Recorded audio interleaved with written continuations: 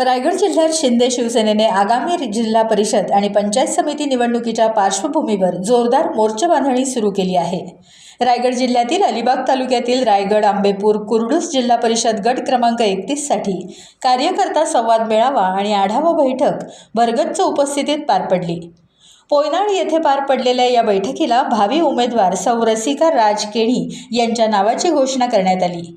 केणी यांना प्रचंड मताधिक्याने निवडून आणण्याचं आवाहन आमदार महेंद्र दळवी यांनी यावेळी कार्यकर्त्यांना केलं।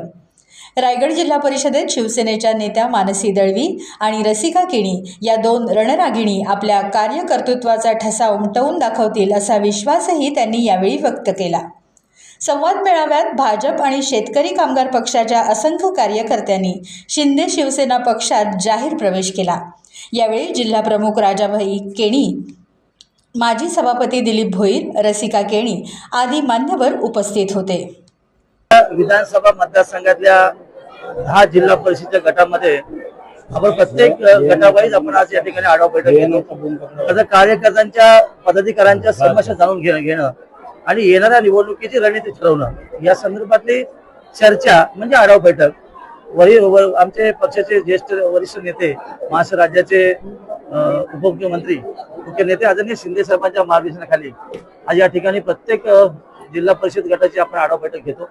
आपण बघितलं की सगळ्यांचे विचार ऐकून घेऊन मग त्यांना त्या पद्धतीने उत्तर देऊन समस्येचं निराकरण करणं हे आपलं कामच आहे। काय कशा पद्धतीने पुढची रणनीती असेल? आता प्रश्न असा आहे की महायुती सरकार आहे, त्यामुळे ही चर्चा पुढे होत राहणार। येणाऱ्या काळामध्ये जसं महानगरपालिकेच्या निवडणुका एंड होतील आणि जिल्हा परिषद घोषणा होईल त्यावेळेला जिल्हा स्तरावरती त्या संदर्भात चर्चा नक्की होईल, शीट शेअरिंग होईल, याची आम्ही नक्की चर्चेमध्ये सहभाग देऊ। आता आम्ही आमच्या पक्षाची ताकद प्रत्येक मतदारसंघाची कामास्वरूपात आम्ही तयार केलेली आहे, पदाधिकारी स्वरूपात तिचा आढावा घेणं आणि कार्यकर्त्याला मॉरल देणं, उभारी देणं आणि विशेषतः इच्छुक उमेदवार जे आहेत, जसं आरक्षण पडलंय, जसं आता आम्ही रसिकाताईंना आंबेपूर मतदारसंघाची उमेदवार निश्चित केली, तर मागच्या 3 निवडणुकीमध्ये या मतदारसंघामध्ये आमची ताकद सर्वाधिक जास्त आहे आणि त्याच्यामुळे आमचा त्या ठिकाणी उमेदवार असला पाहिजे पक्षाचा हे विचारधारा घेऊन आम्ही डिक्लेअर केले। आता असं आहे की आमच्याशी जर कोण चर्चा करायला येत नसेल तर शेवटी आमची ताकद त्या मतदारसंघावर उभी करणं आमचं पक्षाचं कामच आहे। ते मग 3 मतदारसंघाची आढावा बैठक झाल्या, थळ झाली, आवाज झाली आणि आता आंबेपूरची आहे, उद्या चौलची आहे। ही सगळी चर्चा प्रत्येक जिल्हा परिषद गणावाईत केली जाईल। अर्थात असं आहे की आमच्या पक्षाची ताकद सगळ्यात मतदारसंघात आहे। लोकांनी मला दुसऱ्यांदा आमदार केले आणि सरकारमध्ये असल्यामुळे या सगळ्या भूमिका बजावत असताना लोकांना बरोबर घेऊन जाणं आमचं कामच आहे।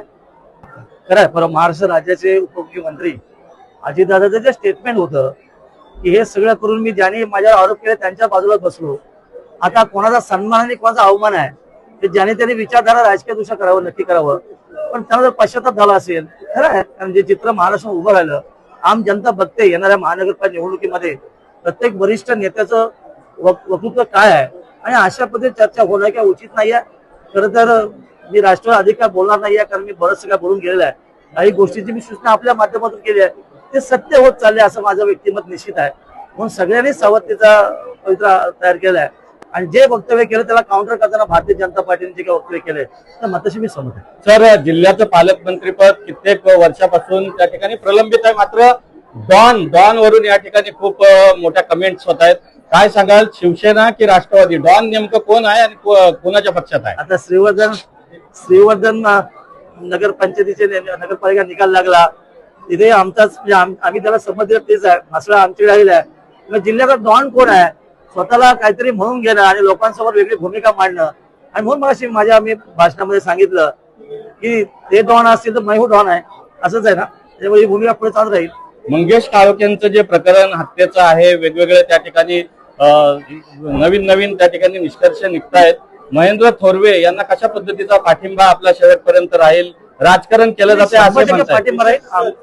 असं आहे की काळोखे आमचा अतिशय निष्ठावंत कार्यकर्ता होता, अनेक वर्ष पक्षबरोबर प्रामाणिक काम केलं कार्यकर्ता, आणि अशा पद्धतीने निवडून हत्या होणं हे काय शोभनीय राजकारणात ज्यांच्यावर आक्षेपार्ह आरोप झालेत, आता त्यांचे काही आरोपी ट्रेस आउट झालेत, पकडले गेलेत, त्यांची हळूहळू माहिती पुढे येते।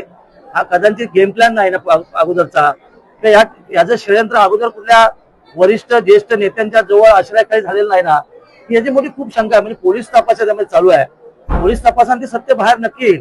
जे आपण आता दोघांची नावं घेतली ते अजून ट्रेस आउट झालेले नाही आहेत, पोलीस यंत्रणा सज्ज आहे आणि नक्की त्यांना ट्रेस आउट करून योग्य जी काय माहिती खालून जे काय आरोपी केसवर झाले त्यांनी कोणाकोणाचं नाव याच्यामध्ये सामील केलेलं आहे किंवा आमच्या महेंद्र थोरात जे काय त्या ठिकाणी भाष्य केलंय त्या मताशी आम्ही 100% समर्थन आहे. म्हणजे आंधळे बहिरे असं काय माझं व्यक्तिगत हे नाही आहे, पण एकंदर आता ज्या निवडणुका येऊ घातल्यात किंवा मागच्या झाल्यात, लोकसभेच्या निवडणुकीमध्ये रायगड जिल्ह्यामध्ये कार्यकारिणी नियुक्ती करून मग बाकीची चर्चा केली जाते. विधानसभेला देखील कार्यकारिणी निवडणुकीची चर्चा केली जाते, कोर कमिटी याचा अर्थ.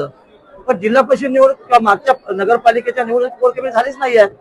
आणि म्हणून मी सांगितलं की रायगड जिल्हा सुज्ञांचा जिल्हा आहे, म्हणून बाकी व्यक्तिगत भाषण करताना जसं आपण माडीत बोलत होतो ना की सगळ्या कोण डोळ्यावर हात ठेवतो, कोण कानावर ठेवतो, कोण तोंडात ठेवतं, पण आंधळे बहिरे आणि मुके असं भूमिका घेऊ नये अशी माझी त्याची मागची उद्देश. राजा केणी आहे आमचा जिल्हा प्रमुख आहे आणि खरं त्याचे कर्तृत्व बघितलं जसं छोटमच्या शून्यात आता राजाही शून्यात आलेला आहे. माझी काय तशीच आहे. त्रिकूट एकत्र आहे आणि पक्षाचा आदेश किंवा आशीर्वाद नक्की आहे. आमचे शैलेश जी या ठिकाणी आहेत, दीपक जी आहेत, एक चांगली फळी खऱ्या अर्थाने विधानसभा मतदार तयार आहे किंवा जिल्ह्यामध्ये आहे. बरेचसे त्या मतदारसंघामध्ये देखील चांगल्या प्रकारे मध्यंतरी गेलेले काही नेते पुढे पक्षामध्ये येतात. जे चित्र आता उभं राहतं रायगड जिल्ह्यामध्ये ते खऱ्या अर्थाने समर्थाने निश्चित आहे. त्यामुळे येणाऱ्या जिल्हा परिषद पंचायत समिती निवडणुकीमध्ये शिवसेना पक्ष नंबर 1 आहे. टाइम्स डिजिटलला लाईक करा, शेअर करा, सबस्क्राईब करा आणि बेल आयकॉन दाबायला विसरू नका. Times digital.